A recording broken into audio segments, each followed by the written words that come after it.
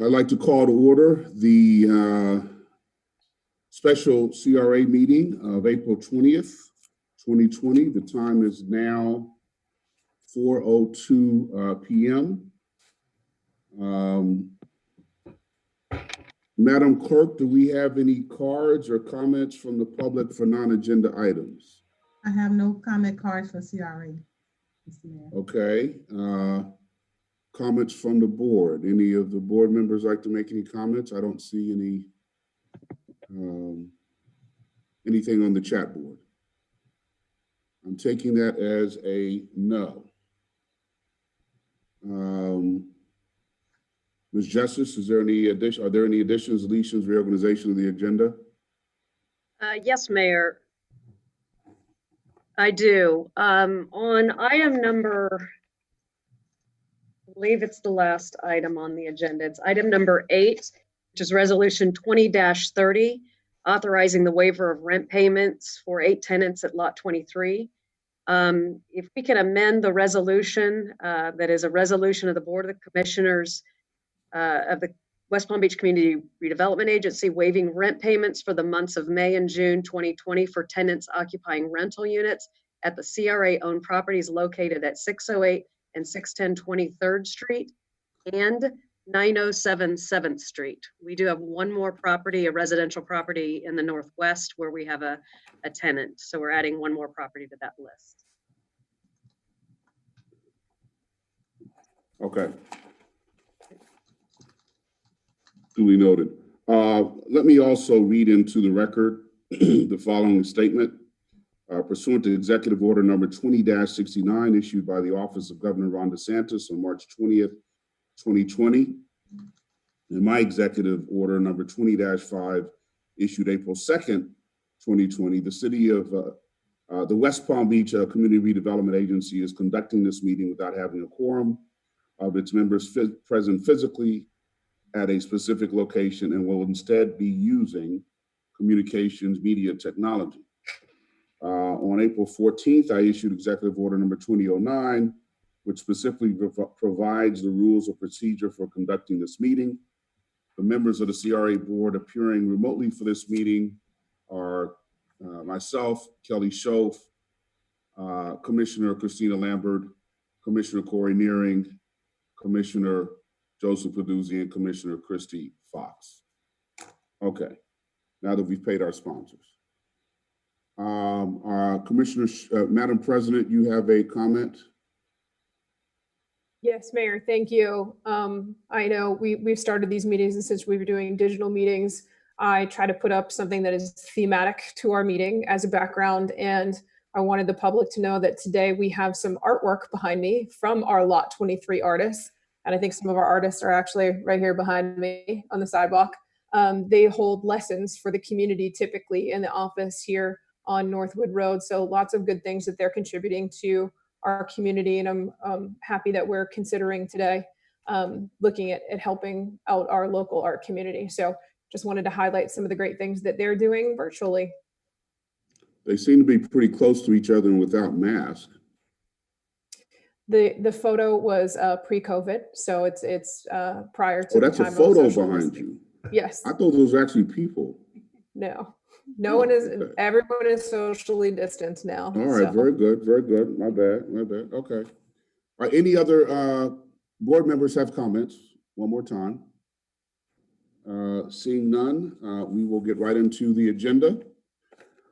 Item 2, resolution number 20-19, approving an amended term sheet for the development of the anchor site and lease agreement with Core Ventures. Ms. Justice. Thank you, Mayor. Before, I'm going to share my screen here in a second for a presentation.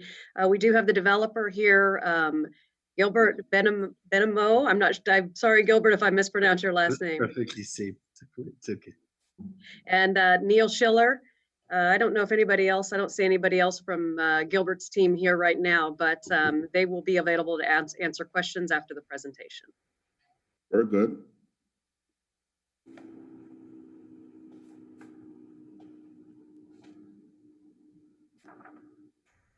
So in front of you today is the anchor site term sheet. This is a revised term sheet that we're asking for approval today. I'm going to quickly go through the background. I think all of the commissioners are probably familiar, except for maybe our newest CRA board member. The anchor site location is approximately 3.32 acres.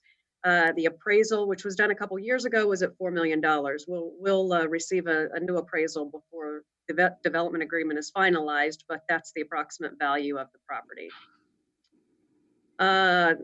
Just a timeline kind of where we've been. This went through two invitations to negotiate. The last one, the first one ended without a motion from this commission or from this board. We released a second invitation to negotiate in 2018 and have been negotiating with this developer. I have in this position for the last couple of several months. The first term sheet was approved on September 23rd, 2019. Since then, we did make some modifications, which is why we wanted to bring it back in front of this board. The resolution -1931, which was back in September, here's some points that were on the term sheet. I won't go through all of it, but approximately 300 units, 48,000 square feet of commercial retail, 10,000 square foot supermarket space, a parking, and then one of the requirements was a public plaza and open space incorporating art or water in the center of this project.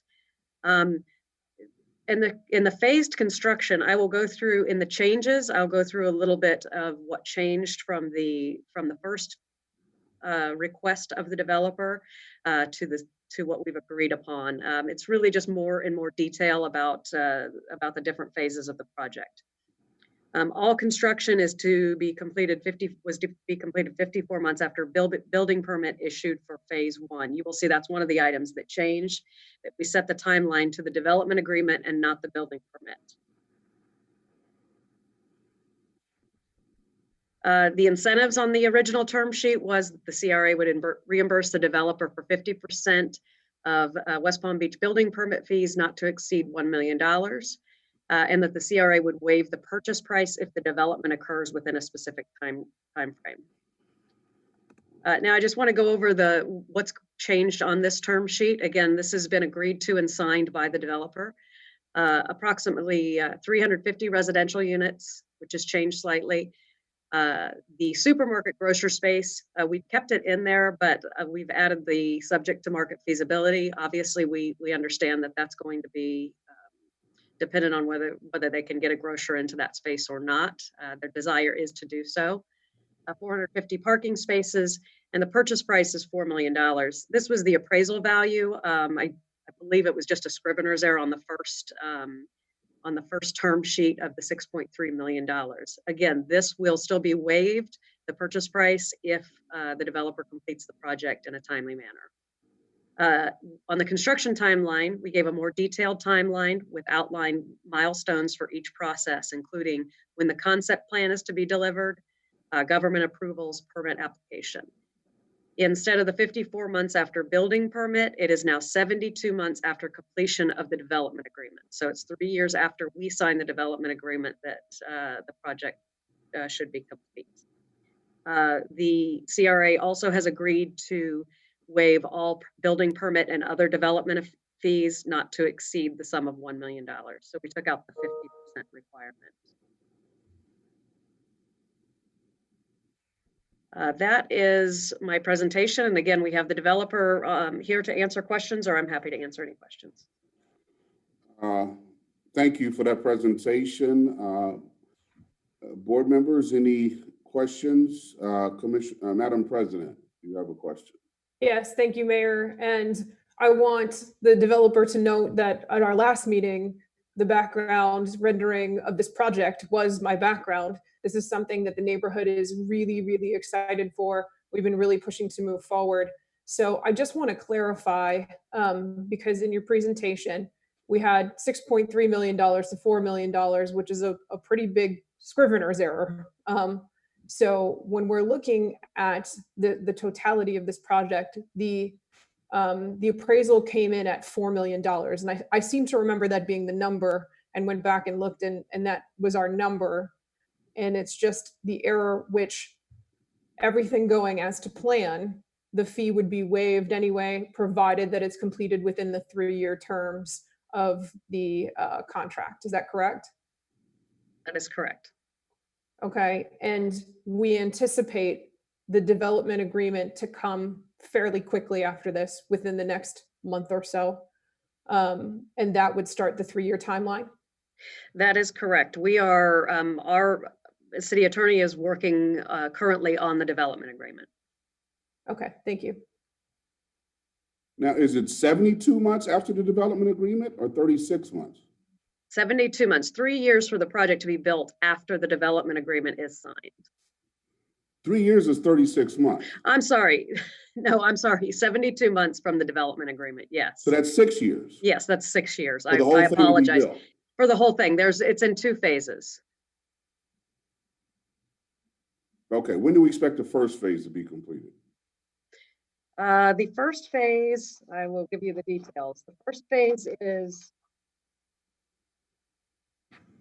the concept plan is due 3 months from the time of we sign the development agreement. The certificate of occupancy no later than 24 months after, I'm sorry. Construction starts within 60 days of pre-construction. So they have a year for the government approvals, and Right. then must start construction within 60 days of the issuance of their building permits. And what's Here. anticipated the time for construction of phase 1?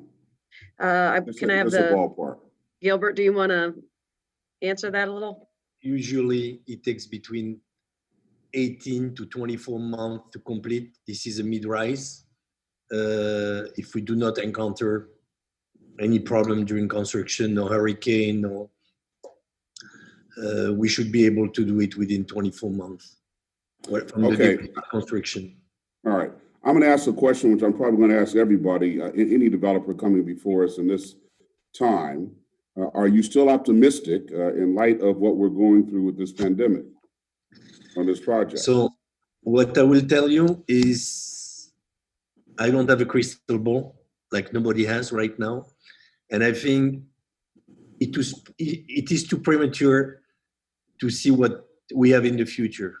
Right now, I think we need another 2 months to stabilize. The only thing we know is our life will get back to normal. Okay, and I think that if we're lucky and we can have a vaccine within next year, then our life will be 100% to normal. Are people going to go to restaurant in a 6 months from now? I don't know. Are people going to come in the office with a mask and gloves? And most likely will be. After that, we don't know. I mean, I'm working on a major project right now in Miami Gardens. I was dealing with hospitality. They were begging us. I mean, everybody was fighting to get on the site. They wanted to be present with an hotel. Right now, they're going to concentrate on what they have and to save what they have because hospitality is being hurt. We were looking at only at entertainment, restaurants, entertainment, bowlings, everything. Now everything may change. We don't know. Retail was something that was already hurt in the past, so nothing has changed. Grocery stores, few of them went out of business before the coronavirus, but we're optimistic. The people still need a roof to sleep and to eat. So, and again, we're talking now 3 years from now. So 3 years from now, I just think that everything will be back to normal. So I'm very optimistic. Good. We have to be. Very good. Madam President, you have another question? Thank you. And I don't know if this is a question now for Ms. Justice or in the development agreement, but as we move forward into that, we will have provisions for our phasing so that we accommodate for worst case scenarios. So if phase 1 is completed, there'll be a timeline tied to that. And if phase 2 cannot be moved on, and the land will convey appropriately according to what phasing is done, correct? Correct. We have set up the agreement that the phases can be separated. We can complete phase 1 without the completion of phase 2 or with. The developer plans on starting phase 2 shortly after the development or the government approvals for phase 1. So hopefully they'll be going at the same time. But yes, we have provisions in there should something happen for the completion of phase 1. Great, thank you. Any other questions from the board? Hearing none, I'll entertain a motion. Mayor, I move to approve resolution 20-19. Is there a second? Second. It's been moved and seconded. Discussion. Hearing none. Madam Clerk, can you call the roll, please? President Kelly Show, Yay. Commissioner Lambert, Yay. Commissioner Fox, Yay. Commissioner Nearing, Yay. Commissioner Paduzzi. Yay. Motion passes unanimously. You didn't call my name. Oh, I'm sorry. I get to vote on these. I know, I'm sorry. Mayor That's James? okay. Affirmative. Motion Okay, passes. motion carries unanimously. Thank you very much. And Thank you. Thank we you. look forward to this, gentlemen. Same thing here. Thank you. If I We may, do too. if I may ask just a question, does it mean that the cone of silence is lifted and we can start seriously working with our commissioner and the mayor, or still not? I believe so. Madam Attorney, the code of silence is lifted, correct? It's not lifted until your development agreement is signed. Oh, okay. Sorry. Okay. We gotta get your Speak to you development soon. agreement All right. Anyhow. Thank you. signed. Hopefully Speak to we'll you be guys soon. Looking forward. Yes. Okay. Thank you all very much. Be safe. Thank you, guys. Thank you. Moving on to item number 3, resolution number 20-24, authorizing the execution of a ground lease with Cohen Brothers Realty Corporation of Florida LLC for the development of the tent site at 801 South Dixie. Ms. Justice? Thank you, Mayor. Once again, I do have the team of Charles Cohen is here with Cohen Brothers Realty. Also part of his team, I believe, is also here. Brian Seymour is on the phone. David Fogel is part of Mr. Cohen's team as well. So if you have questions afterwards, I'm going to share my screen and show you the tent site presentation. This is for the ground lease of the tent site. I had some last minute slideshow issues, but again, I believe that you all are aware where the tent site is. It is 801 South Dixie in the center between Okeechobee and Lakeview Avenue downtown. We had gone out for a request for qualifications. We had 4 responses. The winning proposal came from Cohen Brothers Realty Corporation of Florida, LLC. That was back on June 6, 2018. Again, the address 801 South Dixie. The most recent appraisal was $25,700,000. The original letter of intent that was signed by this board and by Mr. Cohen was the following. It was a 99-year ground lease. The rent was to be determined on a price per leasable gross square feet. And then the developer had the option to purchase at any time for fair market value. Building type was a Class A office building with ancillary retail, restaurant uses, on-site parking. Building qualified for LEED certification, distinctive landscaping, double wide sidewalks, public art for AIP. And again, there was an equal opportunity provision in for MWBE, local workforce, small business, and disabled veterans. Since the letter of intent was signed on resolution 19-21 on 5/6/2019, approximately just a little less than a year ago, we now have the final ground lease agreed upon by Mr. Cohen. And I just want to give you, again, just a snapshot of things from the original letter of intent that were modified some in the development agreement. Again, not much. We just mainly ironed out terms a little more from the letter of intent to now. So the letter of intent, maximal developable area, was approximately 490,000 square feet, maximum of 24 stories of office space above the lobby, 40-foot high first floor lobby, which shouldn't be included in calculating height. So this was something that was agreed upon on the LOI.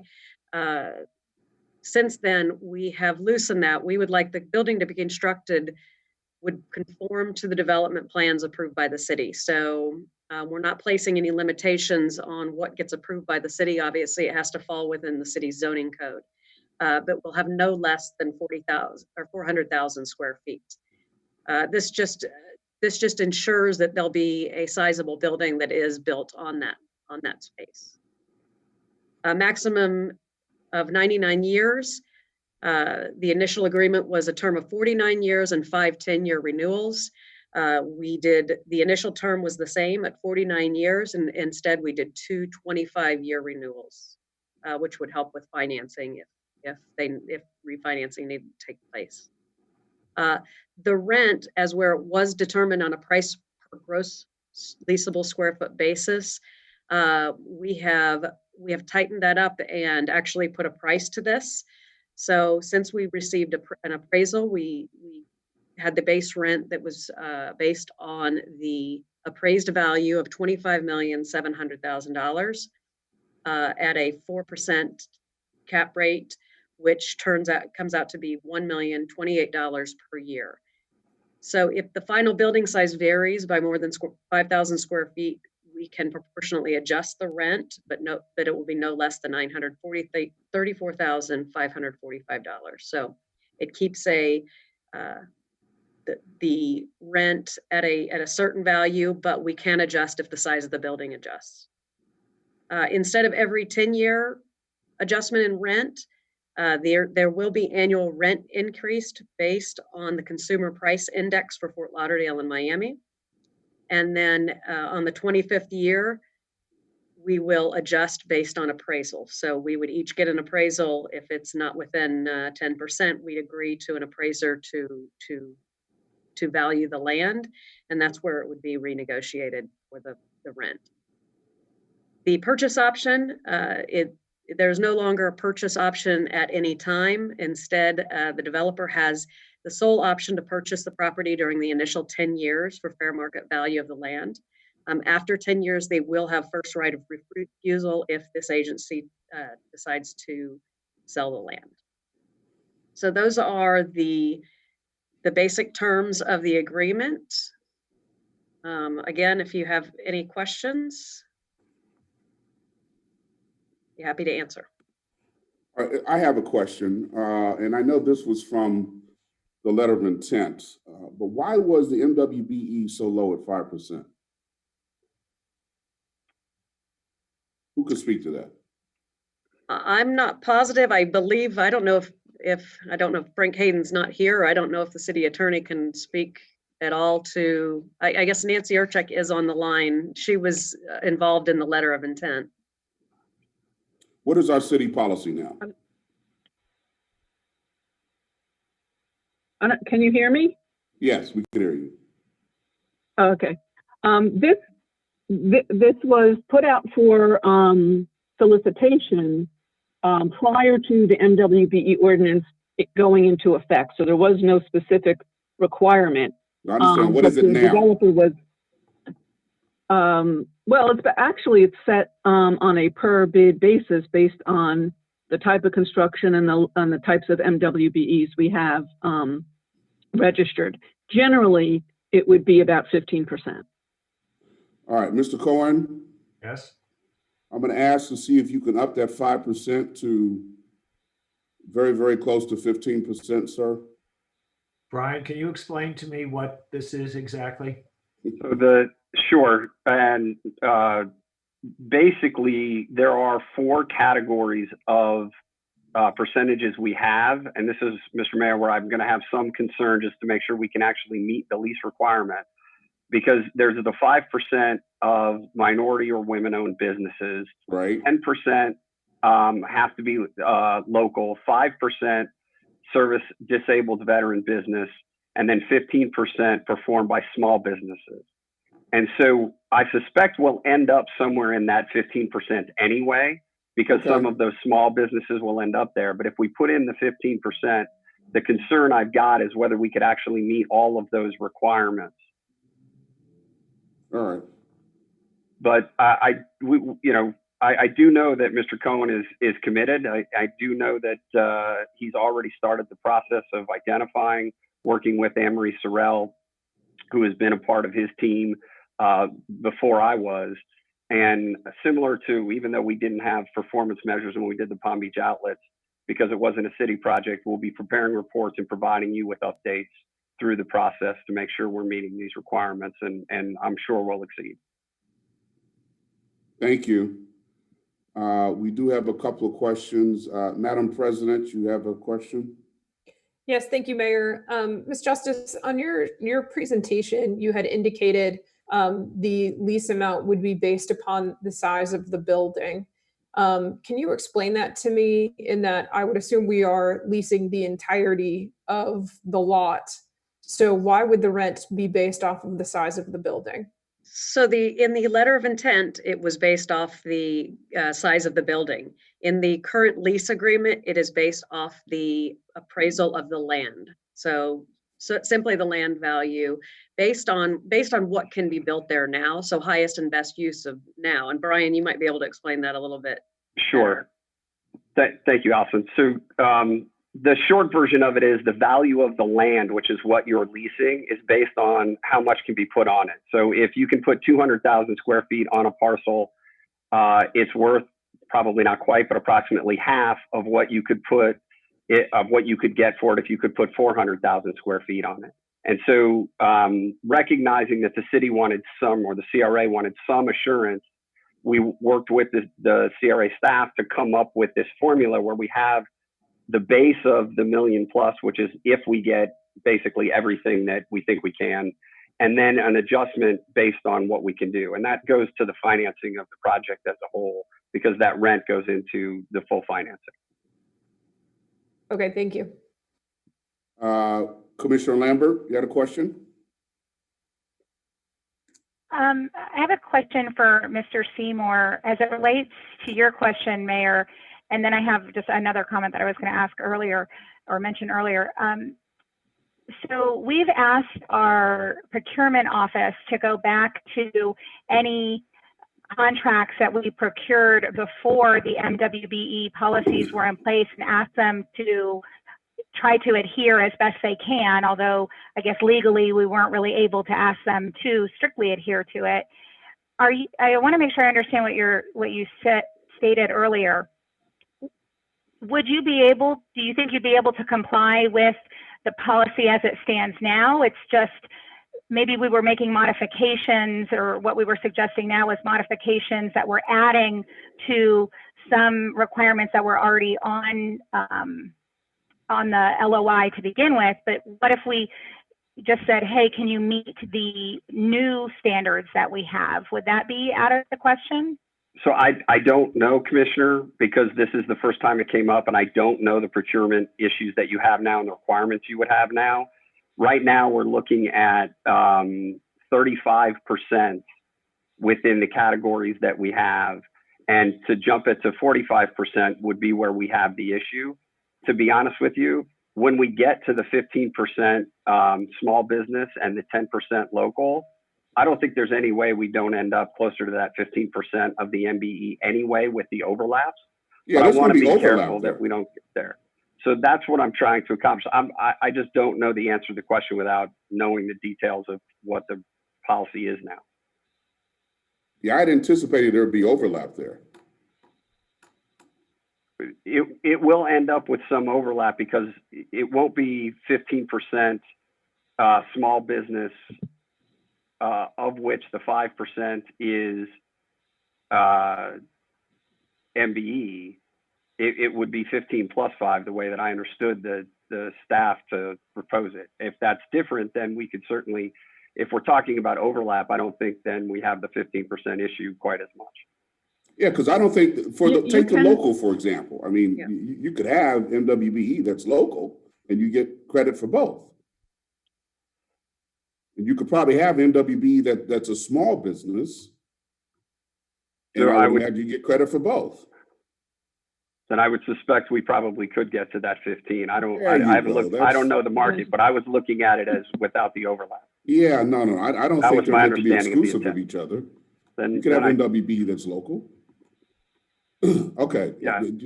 Yes. Work at it, and then maybe we can have a further discussion going forward. I don't want to So- slow this process down. Sure. Okay. Thank you. I appreciate that. You had Mayor, another I had comment to you said, follow up. right?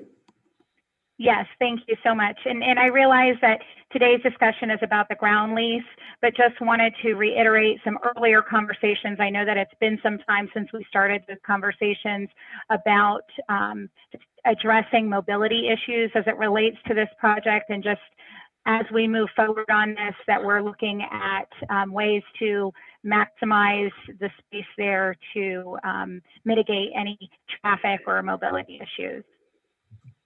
Thank you, Commissioner. We certainly are thinking through that already. I've had discussion last week with John Schmidt as he's starting the process, hoping that we get this lease signed today so that he can begin moving that process, and we'll have a concept plan to you in the next few months. Thank you. Okay, Commissioner Neary. Thank you, Mayor. Good afternoon, everyone. So this question is similar to the mayor's question regarding the anchor site. Obviously, I'm preaching to the choir here when I talk about this parcel, how important this parcel is to the city of West Palm Beach, important to our gateway. Mr. Cohen, I'm wondering, given Class A, the market demand, and obviously the COVID-19, just your thoughts in terms of the development concept. Sure.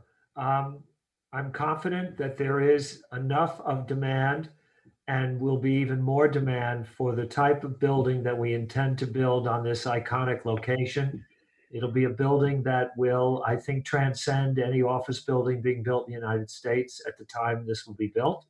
And it will attract to West Palm Beach the quality of tenants that I think the city deserves.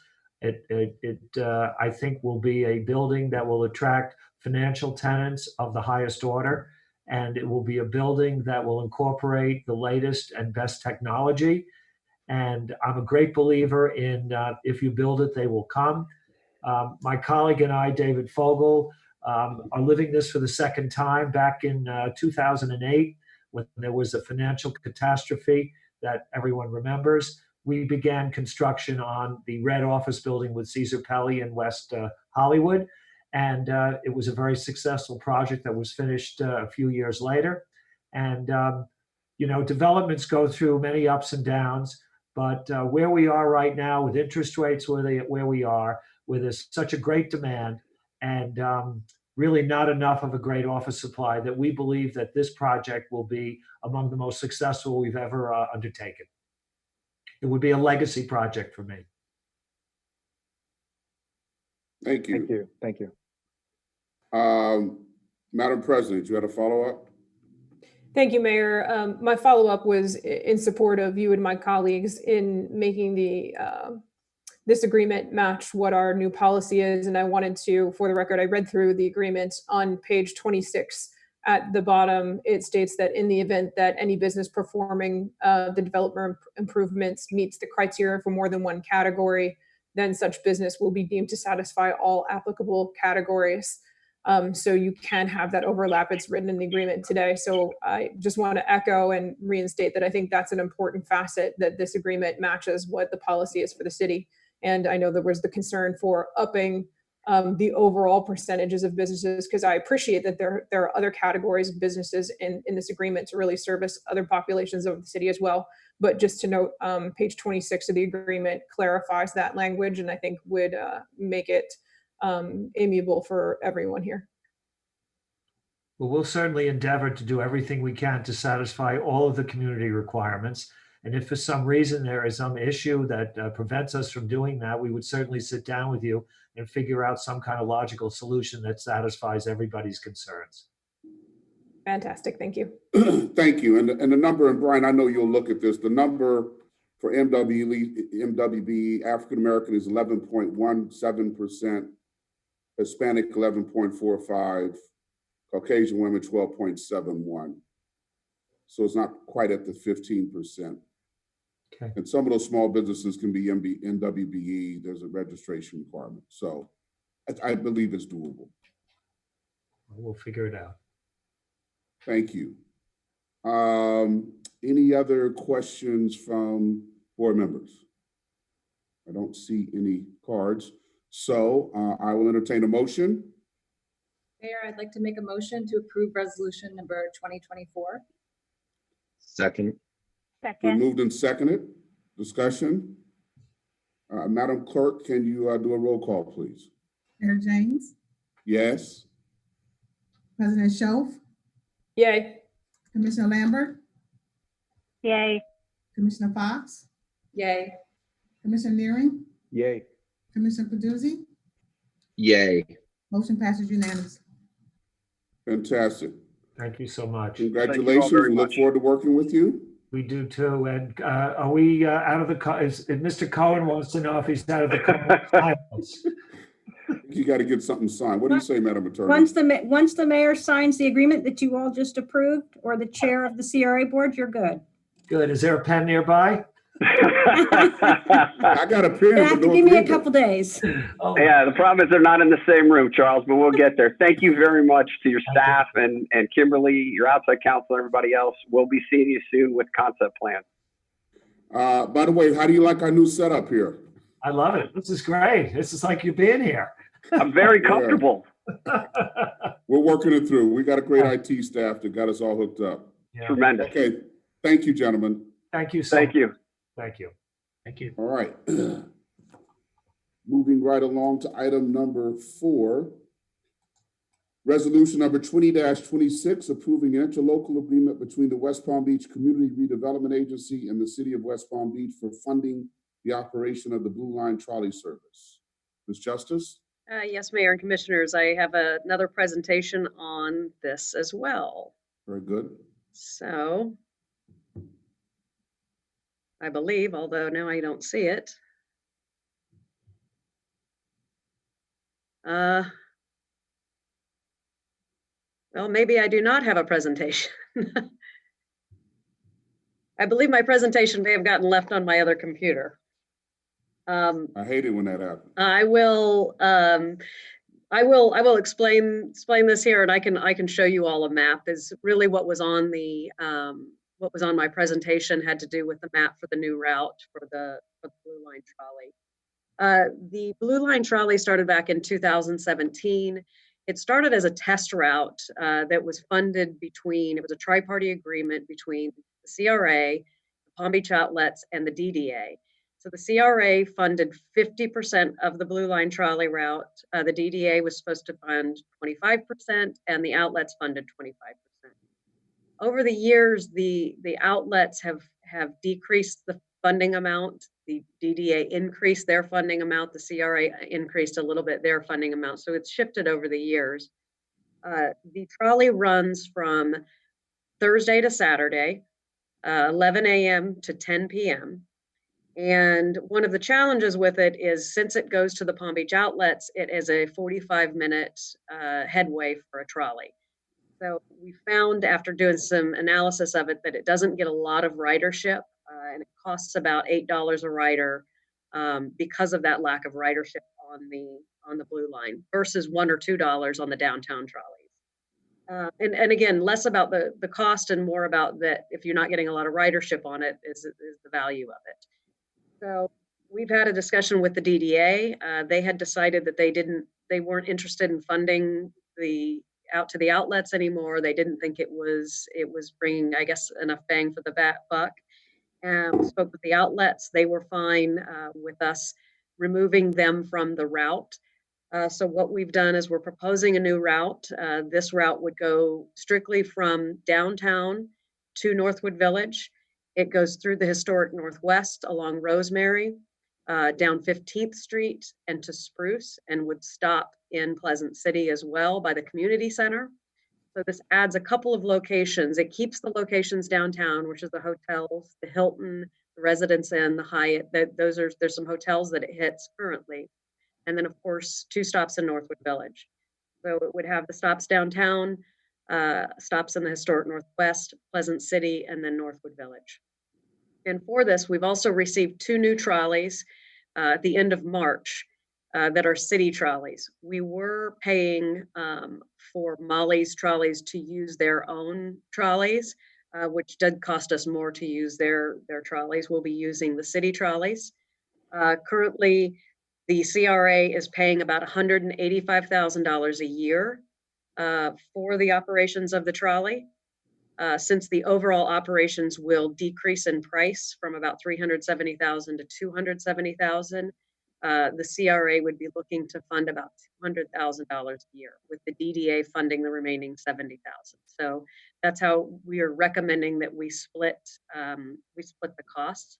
So you're looking at about $15,000 extra a year for the change in route. The one thing that it does bring is the head times will be 15 to 20 minutes instead of 45 minutes. We think it's a more reliable route. We can always adjust the route if we find that it's not working. But this agreement and what we're asking for today is to fund the remainder of 2021 and then, 2020 and then 2021 fiscal year. Okay, so we're taking off the outlet mall, Correct. right? Okay. Correct. Commissioner Peduzzi, you had a question? Thank you, Mayor. I simply had a question about the ridership to the outlet, but I believe Ms. Justice answered that. I assume that this is something that could always be revisited in the future. I have no idea what you just said. They want to jump back on board. Commissioner, if you want to repeat that, because there was I think a little bit of problem with your Sorry, audio. can you hear me now? I can hear you. Go ahead. Repeat what you just said. All right. I had a question about the ridership to the outlet, but I believe Ms. Justice has answered that. So I don't Okay. really have a question. Okay, very good. And I I do assume that we believe they can could, revisit. yes, They could revisit it at sometime in the future. correct. Very good. And then, Madam President, you had a comment. Yes, thank you. And I know we had some discussion about this at agenda review, and thank you to Ms. Justice for reaching out to the merchants. Looking at the new routes, the merchants were really supportive of keeping this moving, as they will want to get as many customers into the village and downtown and back and forth as they can once we can do a little bit more less, I guess, a little less social distancing. I also had a question, Ms. Justice. I know we had talked about this several times. I'm very grateful for the stops in Pleasant City and the Northwest as we continue. Coleman Park, and in particular up near the Dunbar Senior Center, is a great place where you have seniors that don't have a lot of transportation, that need a place to get downtown, particularly a high Hispanic and minority community. If we could continue to look at that route to see if we can get a stop up there to allow some of our seniors and other populations to get downtown, I would really appreciate that. Okay. Commissioner Fox? Thank you, Mayor. I just wanted to ask a little bit about how the trolley routes are determined. I know that this one is sort of following, just cutting back on a route that we already had, but in terms of whether or not we wanted to add a route, let's say going from downtown to the warehouse district or to the Norton Museum or something like that, is there a process for determining how we add routes? Commissioner, there is one being obviously in the CRA routes that have to either begin and end in the CRA, because this for the CRA to fund it. Although I know, and actually when Dang is on the phone, through the mobility plan, they've been talking about a lot of, I think, expansions and where does the future of the trolley, does the trolley end up? The downtown routes, just so you know, the yellow line was started with City Place when City Place opened and the DDA. So that's how that route was started. The Green Line services the Tri-Rail station. We have received grant funding over the years. So it kind of, when we apply and receive grants is when we reevaluate whether we can add additional stops and, when there's additional funding opportunities for us. Thank you. Okay, I don't see any other cards for comments or questions, so I will entertain a motion. I would like to make a motion to approve resolution number 2026. Second. Moved and seconded, discussion. Hearing none, Madam Clerk, can you call roll, please? Mayor James, Aye. President Shelf, Yay. Commissioner Lambert, Yay. Commissioner Fox, Yay. Commissioner Nearing, Yay. Commissioner Paduzzi. Yay. Motion passes unanimously. Yay. Yeah, we heard you. Yay, yay. Sorry. No, it's okay. You're having bandwidth problems. We understand. That's what they told me. I don't even know what bandwidth is. Okay, that passes. Thank you. Item 5, and I'll just, commissioners, note the time because we need to cut this off and go into City Commission right at 5. So if we don't finish this, we'll have to reconvene. Item 5, resolution number 20-27, approving a funding interlocal agreement between the City of West Palm Beach and the West Palm Beach Community Redevelopment Agency for repaving a portion of Flagler Avenue from north of 3rd Street to south of Banyan Boulevard. Ms. Justice? Yes, Mayor, Commissioners, you have a companion agreement on the City Commission agenda. This is an interlocal that happened to be an agreement with Frank Navarro, the developer of the old City Hall site, to repave a lane in front of the development. The city has decided, because of the deterioration of the road, that they are going to repave from 3rd to Banyan. The CRA has agreed to fund $25,570 towards this project. Any questions, comments? Okay, Commissioner Lambert. Thank you. Can you, Ms. Justice, explain to us, and I know we went over this at agenda review, but for the public's knowledge as well, how this came to be? Because I know we've had a lot of discussion in our city regarding the placement and prioritization of paving roads. And so I just would like some further explanation on that.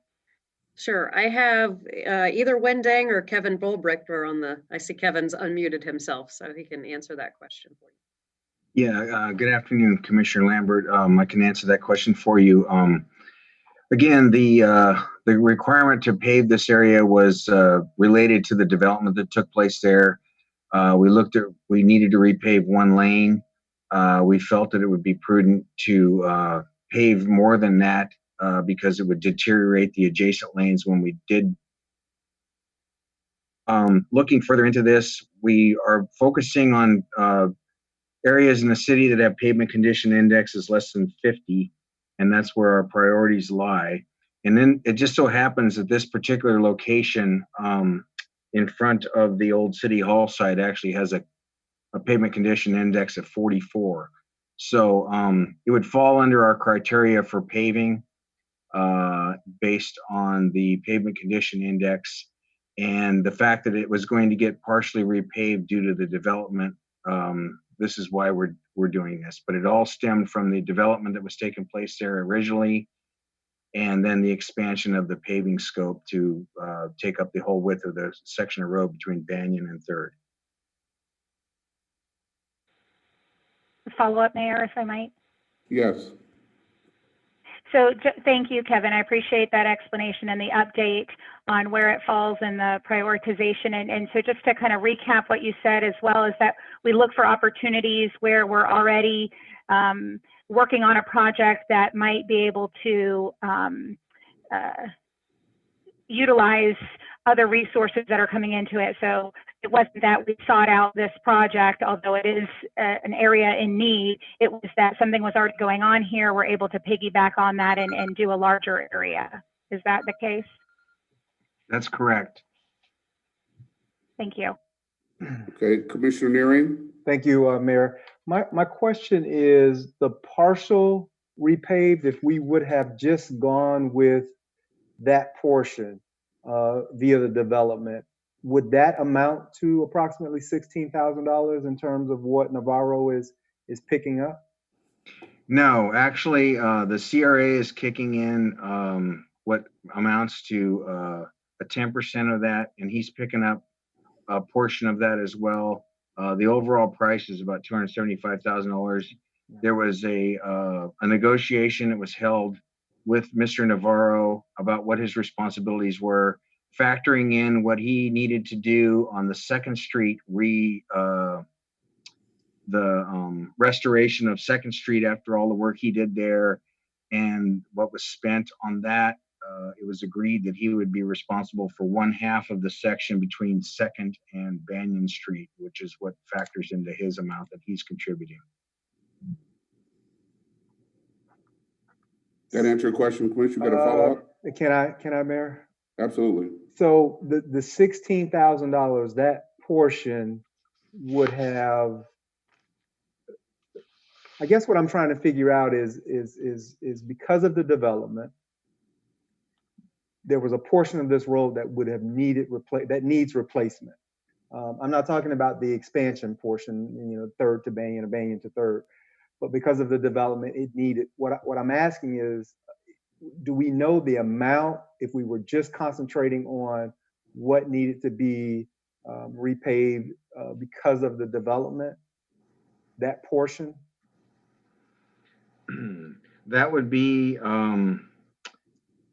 the combination of what the CRA is contributing and what Mr. Navarro is contributing. So that would be in the order of the probably about 50-something thousand. Okay. So if it was 50,000 and the CRA is picking up, just if we were just concentrating on that, approximately 35,000, and Navarro 15,000, approximately. Well, 26 from the CRA. 26. Okay. Okay, thank you, Mayor. Okay. Any other questions, comments? Seeing none, I will entertain a motion. Hi, Mayor. Thank you. I would like to make a motion to approve resolution, 2028. No, sorry, 2027. Is there a second? It's been moved and seconded. Discussion, there is none. Madam Clerk, can you call roll, please? Mayor James, Aye. President Schoaf, Yay. Commissioner Lambert, Yay. Commissioner Fox, Yay. Commissioner Nearing, Yay. Commissioner Paduzzi. Yay. Motion passes unanimously. Thank you very much. Let's try to get number 6 in at least. Item 6, resolution number 20-28, approving a funding agreement between the West Palm Beach Community Redevelopment Agency and the City of West Palm Beach to contribute funding to the COVID-19 Recovery Assistance Program to provide loans to small businesses within the CRA districts.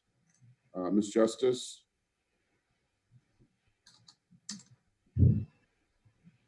Sorry.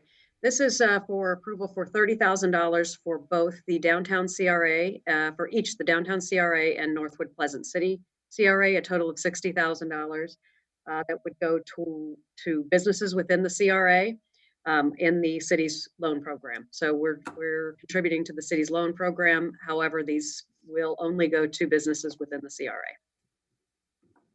Okay. Madam President, you have a question, comment? Yeah, just a comment, Mayor. Thank you. Heading up the economic recovery portion of the COVID response team, I want to say thank you to the CRA and really appreciate bringing this forward, and hope that as we look to see these loans, as you all get updates on, are extremely utilized and really, really needed by our businesses. So I'm going to be wholeheartedly supporting this today. And I ask that you do the same. And as we move forward, I'd like to keep continuing to look for these opportunities to support our small businesses. So thank you. Okay, any other questions, comments? Commissioner Lambert? Thank you. I'm extremely supportive of these measures. I heard from a resident today, a small business owner, who received his letter of notification from the city that he received $8,000 loan, and he was ecstatic to have received that confirmation. So thank you to the staff who have already put time in to this.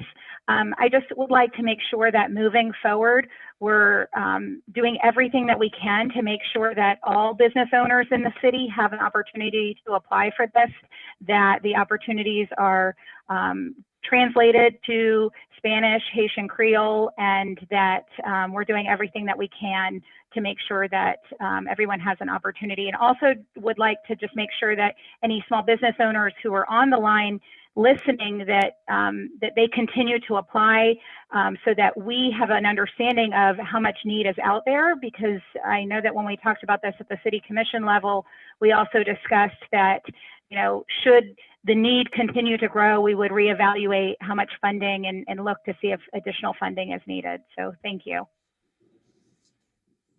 Okay, any other questions, comments? If not, I will entertain the motion. Mayor, I move to approve resolution 20-28. Second. It's been moved and seconded. Discussion, no. Madam Clerk, can you call roll? Mayor James, Aye. President Show, Yay. Commissioner Lambert, Yay. Commissioner Fox, Yay. Commissioner Nearing, Yay. Commissioner Paduzzi. Yay. Motion passes unanimously. Okay, very good. Board members, we will adjourn this meeting and then we will pick back up after the city commission meeting. Thank you very much. Don't go far.